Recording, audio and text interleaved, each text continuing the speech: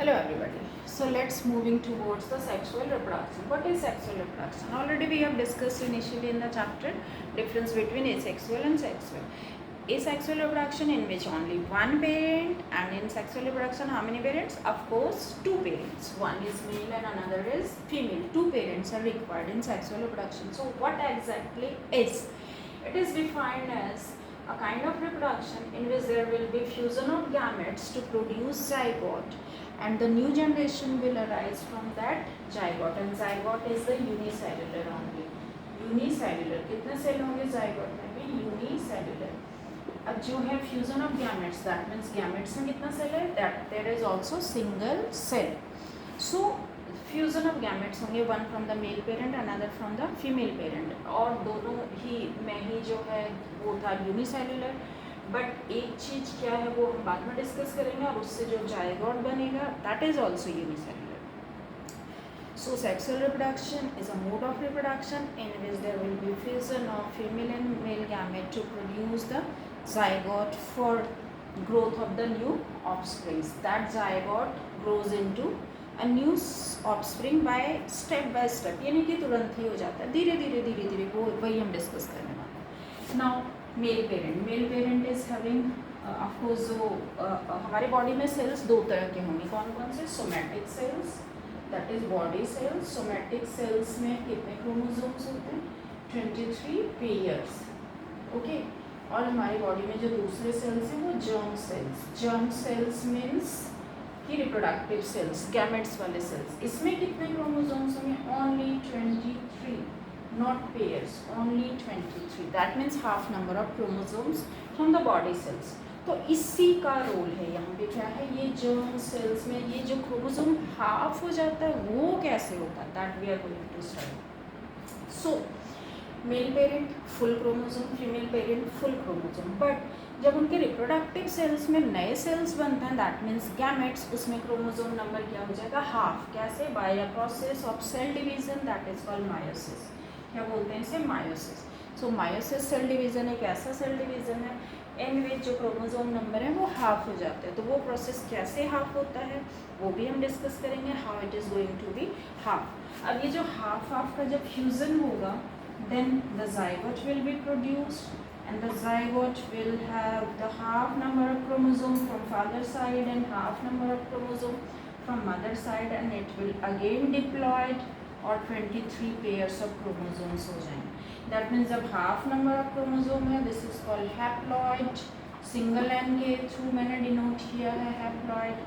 और जब chromosomes full हो जाएंगे पेयर्स में तो 2n के through, this is called diploid. That means जो जर्म सेल्स है that is haploid, half number of chromosome. और जो रिप्रोडक्टिव जर्म सेल्स जब फ्यूजन होके जो नए गैमेट्स बनते हैं, ये न्यू सेल्स बनता है, दैट इज जाइगोट. उसमें क्रोमोसोम नंबर अगेन पेयर्स में हो जाएगा, and this is the requirement for the growth of the new individual. तो एक जाइगोट जो कि एक डॉट से भी छोटा होता है, through that zygote only new एक individual like us grows. So this is the thing.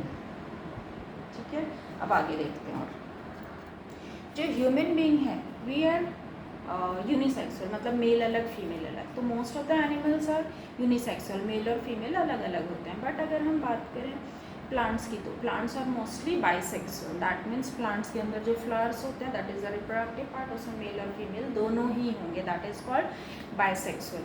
अब कुछ प्लांट्स हैं which are unisexual, papaya, cucurbits, gourd, all these. अब इसमें क्या होगा? एक फ्लावर जो होगा वो यूनिसेक्सुअल होगा, मतलब मेल वाला होगा, दैट इज हैविंग द एंडोसियम और स्टेमेन. और दूसरे फ्लावर में क्या होगा? कार्पेल और पिस्टिल, दैट इज गाइनोसियम. तो इस तरह से यूनिसेक्सुअल. तो few flowers only, few plants only unisexual, but rest of the जो हमारे प्लांट्स होते हैं maximum are bisexual. But animals के केस में अगर हम बात करें तो एक हमारा अर्थवॉर्म है that is bisexual, otherwise maximum animals are unisexual. अब यूनिसेक्सुअल पेरेंट्स हैं तो मोड ऑफ फर्टिलाइजेशन भी होगा कि जो फर्टिलाइजेशन है वो कैसा है. तो एक है एक्सटर्नल और एक है इंटरनल फर्टिलाइजेशन. एक्सटर्नल फर्टिलाइजेशन क्या है? In the external fertilization fusion जो हमारे गैमेट्स का हो रहा है that will be outside the body. कहाँ होगा? बॉडी से बाहर, outside of the body. For example fish और फ्रॉग, इनमें बहुत सारे एग, बहुत सारे स्पर्म रिलीज होगा और वाटर बॉडीज़ में फ्यूज़न होगा, तो एक्सटर्नल फर्टिलाइजेशन. बट जब हम इंटरनल फर्टिलाइजेशन की बात करते हैं तो एडवांस ऑर्गेनिज्म लाइक रेप्टाइल्स हो गए, बर्ड्स हो गए, मैमल्स हो गए, in that the fertilization takes place inside the body, मतलब और स्पेशली फीमेल बॉडी में. तो फ्यूज़न ऑफ गैमेट्स जो स्पर्म और एग का है वो फीमेल बॉडी के अंदर फ्यूज़न होगा, that is called internal fertilization. तो ये हो गया हमारा. अब एक चीज़ और हमें डिस्कस करना, that is advantages of sexual reproduction over advantages of sexual over asexual reproduction. अब एसेक्सुअल तो हमने पढ़ लिया, बहुत इजी, बहुत सारी ग्रो कर सकते हैं, सो मैनी थिंग्स. बट ऐसा क्या है कि सेक्सुअल रिप्रोडक्शन होता है? तो बिकॉज सेक्सुअल रिप्रोडक्शन में there are two parents, so lots of variations can be observe. क्या ऑब्जर्व होगा? बहुत सारी वेरिएशंस, बहुत सारे नए ट्रेड्स, कैरेक्टर्स आ सकते हैं.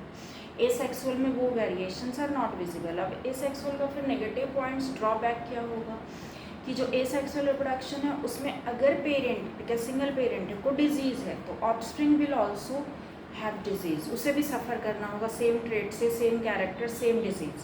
तो it's not easy to survive. Of course अगर हेल्दी है तो हेल्दी होगा, दैट इज़ ऑल्सो.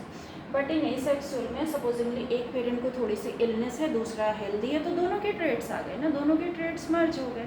तो the offspring, the new organism will be, new generation will be average kind of, बहुत ज़्यादा बीमार भी नहीं होगा, बहुत ज़्यादा हेल्दी भी नहीं होगा. So always there are variations के स्कोप हैं और ग्रोथ का स्कोप है. अगर वेरिएशंस होगा तो सर्वाइवल कैपेसिटी बढ़ जाती है. तो इसी वेरिएशन से हम कुछ और चीज़ें अब पढ़ेंगे इन द नेक्स्ट वीडियो कि how this variation is good for the survival of the species on this earth. The next one.